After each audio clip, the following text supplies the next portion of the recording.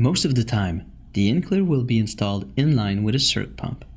So the first thing to do is to install the fittings on the main water line.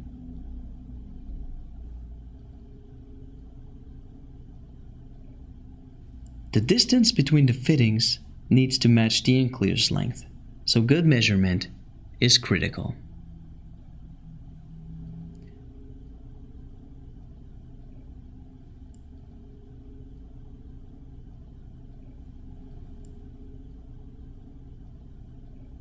But once the compression fittings are correctly installed, we can physically install the in-clear on the main water line.